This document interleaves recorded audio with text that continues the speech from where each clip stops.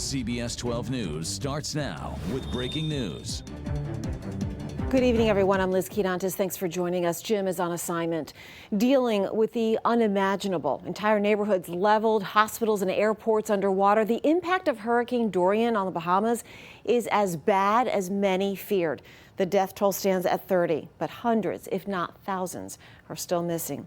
We have live team coverage tonight, a firsthand look at how local doctors are making a difference on the islands, and a story of survival from a Delray Beach father trapped under debris for hours as Dorian wreaked havoc. We begin with my co-anchor Jim Grimes in Freeport tonight with a look at the devastation. While we are still docked here at Freeport over in the Grand Bahamas, there's really very little to be happy about. This storm hit almost a week ago. But there is a little bit of good news, and that is the fact that Freeport, the main port here, is opened, and it is bringing supplies and transportation, something sorely needed to this area. A street filled with what used to be furniture, clothing, and personal belongings. All of this from Hurricane Dorian's storm surge. And down the road, the power of the storm's winds ripped through these houses, tearing down their cinder walls. And you might be surprised because this is relatively new construction. You might have thought it would hold up better against a hurricane, but not the strength of Dorian. And there are other homes that look just like it. In fact, home after home in this neighborhood appeared to suffer the same fate. For our driver, Carly Williams, it was overwhelming. Homes, cars, everything. A lot of family live in these areas. They died. Nobody survived. You know, it's so hard here. It's nothing here, you know. Did you have any idea it looked like this bad back here? No, never in history. We've been through many hurricanes. We've never in history.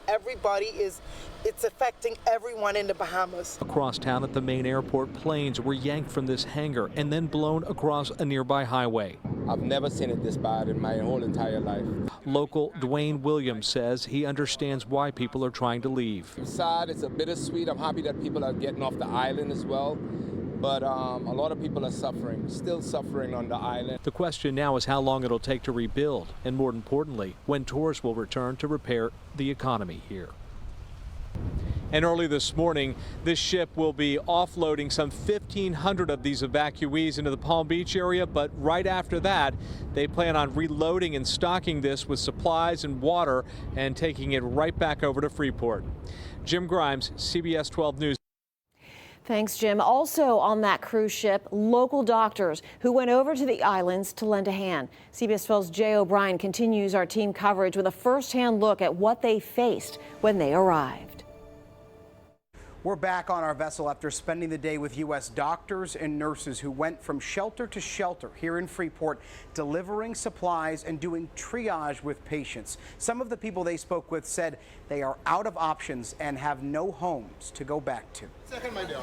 We were led away from our ship by a police escort, the only way to make it through the crowds seeking refuge in South Florida.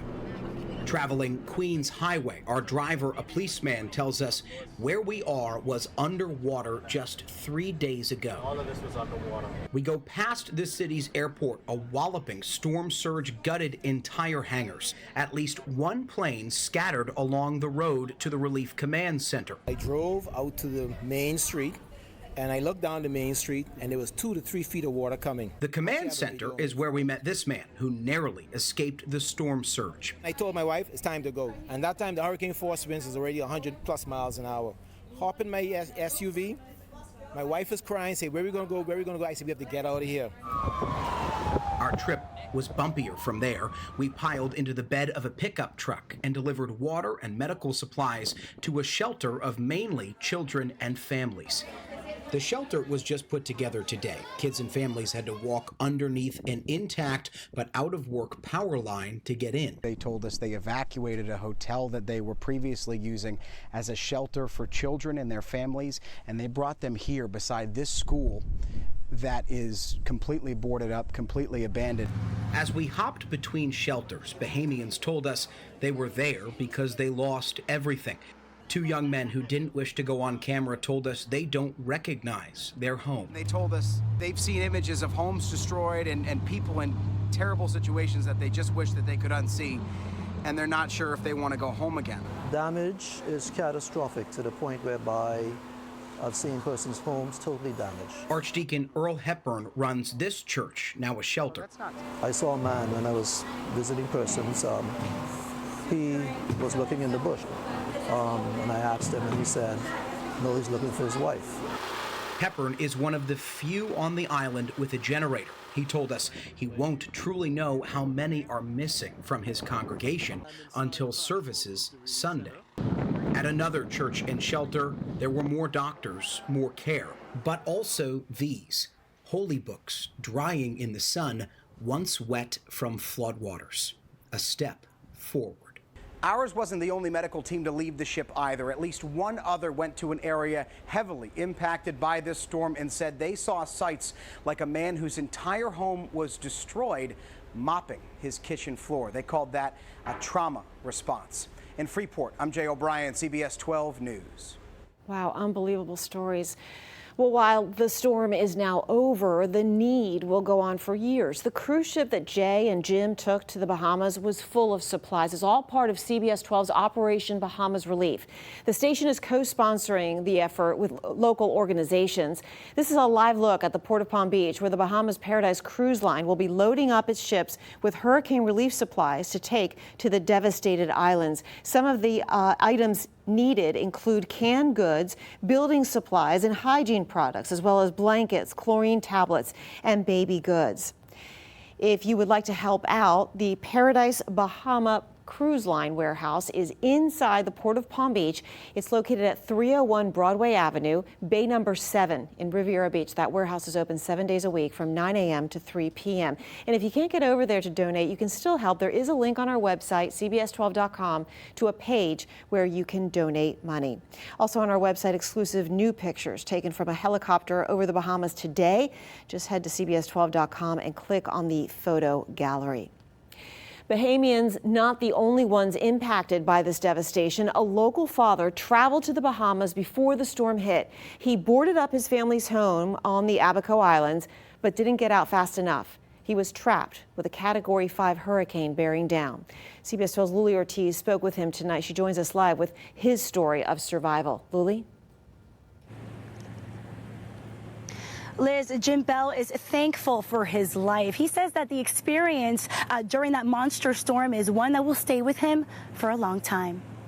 The memories of New Year's Eve, Christmas. Inside his Delray Beach home, Jim Bell and his family share 20 years of precious memories spent at their second home in Tilo Cay Reserve, a park located in Hopetown on the Abaco Islands. We had a main house, and then we had a little bungalow, and just beautiful views of the Sea of Abaco. House. Cell phone video captures Hurricane Dorian's devastation. If you can visualize the Wizard of Oz, and when Dorothy's house goes up in the air, the house just lifted off, and we never saw it. It went into the ocean. We never saw it again. Homes and boats mangled like they've been through a blender. I saw the sliding glass doors blow in. Then I went to one of the back bedrooms. They blew in. I thought, okay, we can work this. If that's the kind of damage I've got, I'm okay. Braced myself against the bathroom door, holding the door closed, and all of a sudden the door went down. That little cubby hole is where I spent the hurricane in. The house landed on top of him. He was trapped underneath this pile of rubble for hours. I think I blacked out, and then I came to again, and I thought, I'm going to die here. I have to get out. His wife and kids fearing the worst. Honestly, I just felt really numb. I felt very numb, but I'm a person who's active, so I was listing his name with every organization. I had put him as a missing American in a foreign country. The 65-year-old was able to get out and eventually crawl to a shed where he stayed for 10 hours before a United States helicopter spotted his sign. I have stage 4 cancer, and I beat it for 9 years. I should have been dead a long time ago. I should have died the other day. I'm thinking, God's got a plan for me here. And everybody just still in shock tonight. They cannot believe he survived this. Now, miraculously, Bell only suffered just some cuts and bruises in his arms and legs. In Palm Beach County, Luli Ortiz, CBS 12 News. God must have a plan for him. While that local father was able to make it back home to Delray Beach, for dozens of Bahamians, they had to leave their homes or what was left of them. Tonight, some of them are here in our area, just thankful to be alive. Angela Cash was greeted by her grandson at Palm Beach International Airport today. She told CBS 12 News she honestly didn't know if she would survive Hurricane Dorian. I'm just so glad to be here. If I could bend over, I would kiss the ground. But the moment is bittersweet because she still hasn't heard from one of her sons. And I don't know where my son is. He's probably dead. The vice president of Harborside is chartering flights to PBIA to get people out and putting them up in a hotel. The Bahamians are only allowed to stay in the U.S. for 30 days. After that, they need a visa.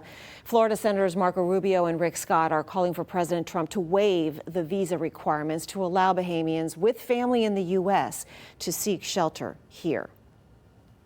Next at 11, alligator attack. A local researcher bitten by a gator. Why she says what happened next was far worse than the bite itself.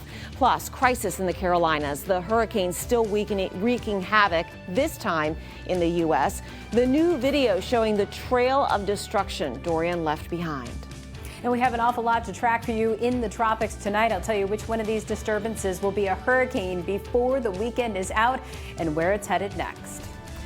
Plus, the beautiful game of soccer bringing two cultures together, how a Treasure Coast youth team forge a bond with an international team, and the event happening this weekend bringing them back together.